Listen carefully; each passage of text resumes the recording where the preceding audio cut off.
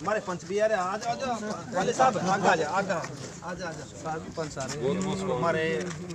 इनके फादर साहब मेरे बहुत प्यारे घनिष्ठ मित्र भी थे, मेरे अंकल भी थे, वो मेरे फादर समान थे, बहुत प्यार करते थे मेरे से। बहुत बहुत ठीक है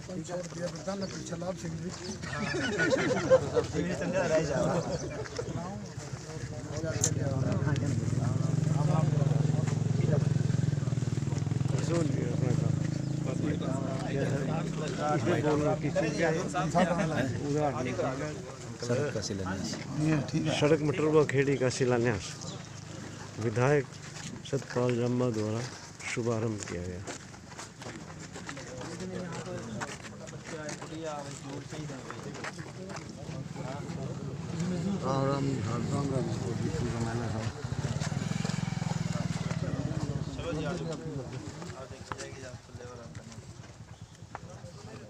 हमारे सरपंच साहब कहाँ आ रहे हैं? ये आजो जी आजो जी सरपंच आजो सारे।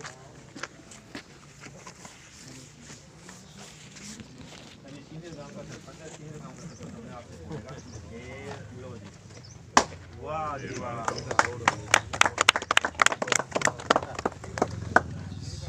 बाइट ले लो सर। नहीं डॉक्टर साहब जी, मैं 2 मिनट बाद में हाँ आप ले लो तो आपके लिए बिल्कुल स्पेशल है।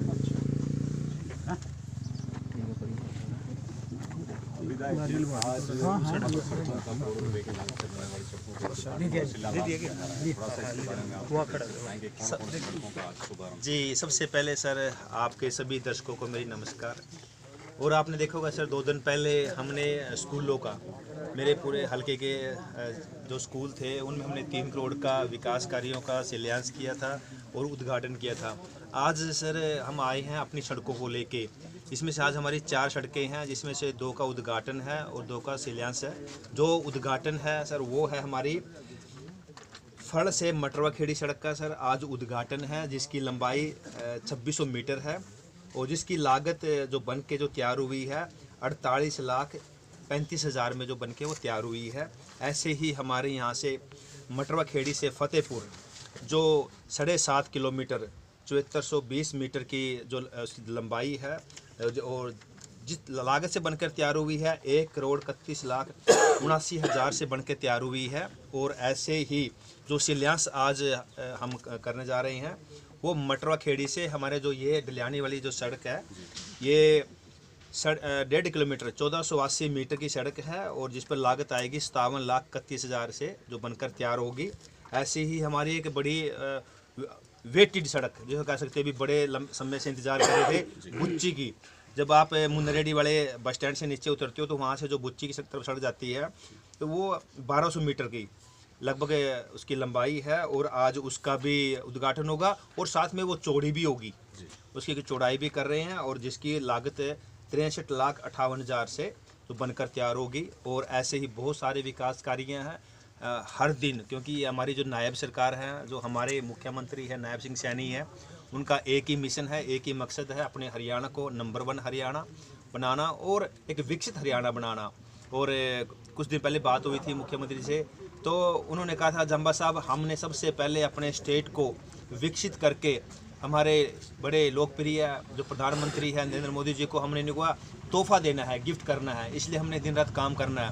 और उसी राह पर हमारे मुख्यमंत्री नायब सिंह सैनी जी निकले हुए हैं, क्योंकि आपने देखा होगा वो हर दिन मतलब कहीं ना कहीं शिलान्यास करते हैं, उद्घाटन करते रहते हैं। उन्होंने एक मुहिम भी छेड़ी हुई है कि ड्रग्स फ्री हरियाणा, नशा मुक्त हरियाणा बनाना है।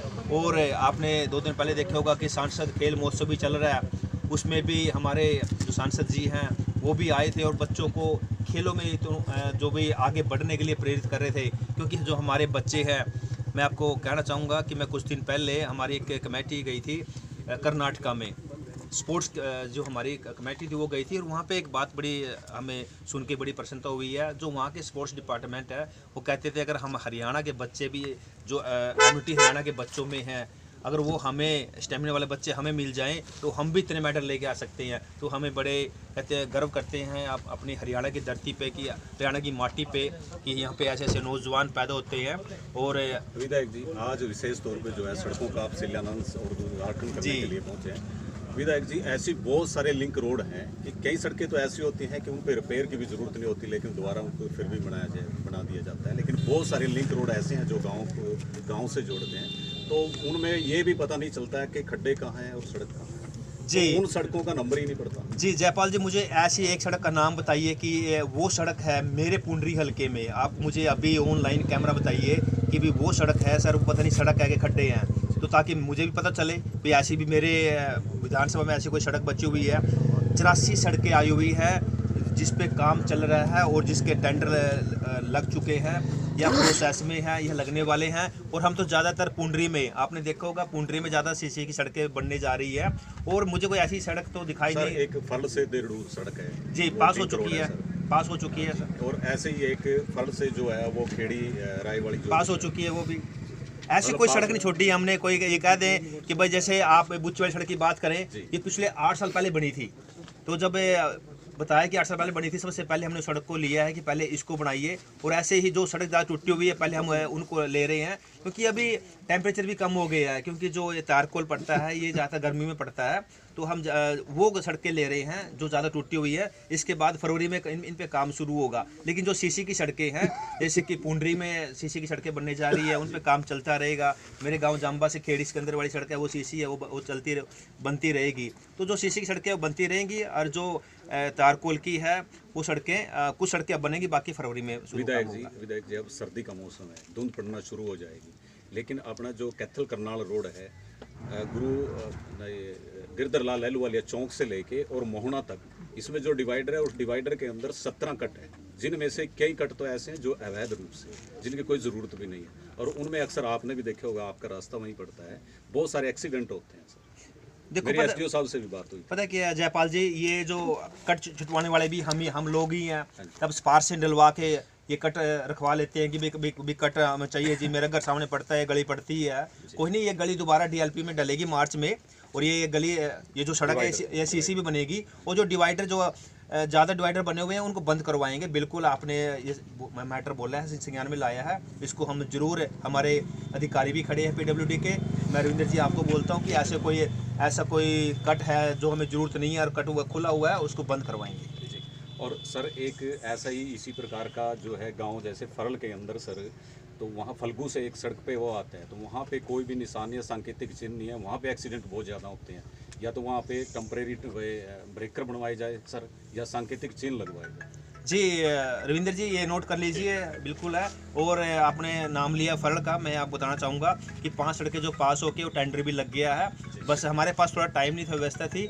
अब किसी भी टाइम, या कल या परसों में, वहाँ पे भी 5 सड़कें जो फरल की थी, आपके लिए खुशी की बात है, आपका गांव है फरल है, तो देखिए अब वो कितनी भव्य उसके लिए सड़कें वहाँ thank you बनेगी। सर, आपका धन्यवाद। जी जी धन्यवाद सर। विधायक जी एक सड़कों से अलग प्रश्न है।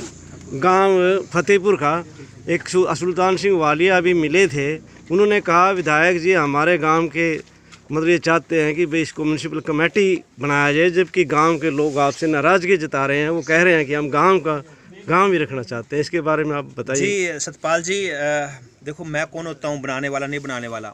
मैं हमेशा बात करूँगा डेवलपमेंट की।